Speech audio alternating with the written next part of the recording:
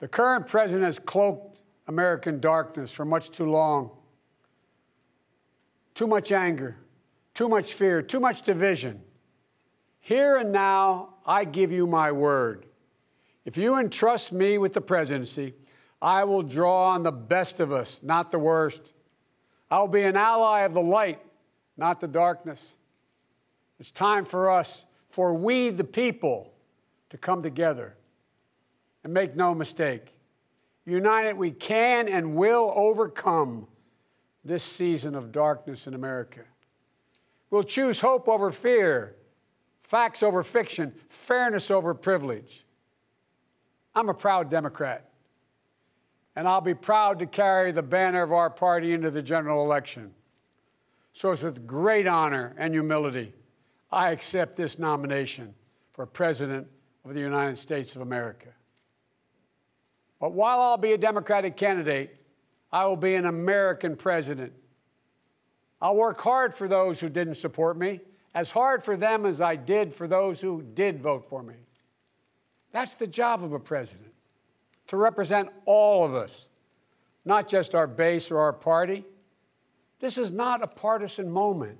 This must be an American moment. It's a moment that calls for hope and light and love, hope for our future, light to see our way forward, and love for one another. What we know about this president is if he's given 4 more years, he'll be what he's been for the last 4 years. A president who takes no responsibility, refuses to lead, blames others, cozies up to dictators, and fans the flames of hate and division. He'll wake up every day believing the job is all about him, never about you. Is that the American you want for you, your family, your children? I see a different America, one that's generous and strong, selfless and humble. It's an America we can rebuild together. As president, the first step I will take will be to get control of the virus that has ruined so many lives. Because I understand something this president hasn't from the beginning. We will never get our economy back on track. We will never get our kids safely back in schools. We'll never have our lives back until we deal with this virus. The tragedy of where we are today is it didn't have to be this bad. Just look around. It's not this bad in Canada or Europe or Japan or almost anywhere else in the world. And the president keeps telling us the virus is going to disappear. He keeps waiting for a miracle. Well, I have news for him. No miracle is coming.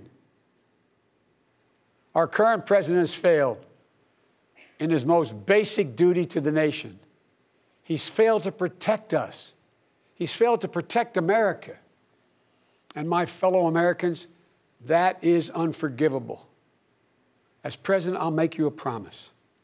I'll protect America. I will defend us from every attack, seen and unseen, always, without exception, every time.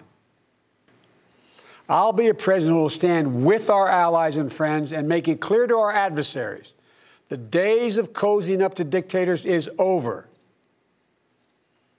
Under President Biden, America will not turn a blind eye to Russian bounties on the heads of American soldiers.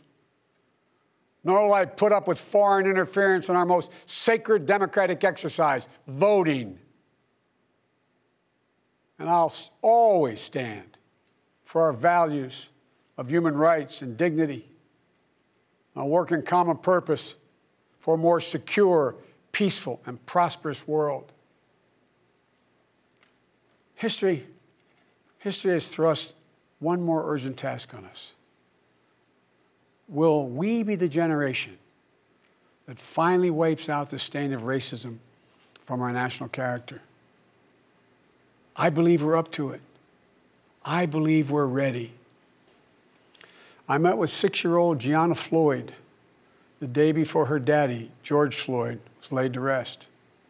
She's an incredibly brave little girl. And I'll never forget it. When I leaned down to speak to her, she looked in my eyes and she said, and I quote, "Daddy changed the world. Daddy changed the world." her words burrowed deep into my heart. Maybe George Floyd's murder was a breaking point.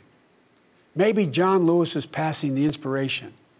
But however it's come to be, however it's happened, America's ready, in John's words, to lay down, quote, the heavy burden of hate at last. This is our moment. This is our mission. May history be able to say that the end of this chapter of American darkness began here tonight, as love and hope and light join in the battle for the soul of the nation. And this is a battle we will win, and we'll do it together. I promise you. Thank you, and may God bless you, and may God protect our troops.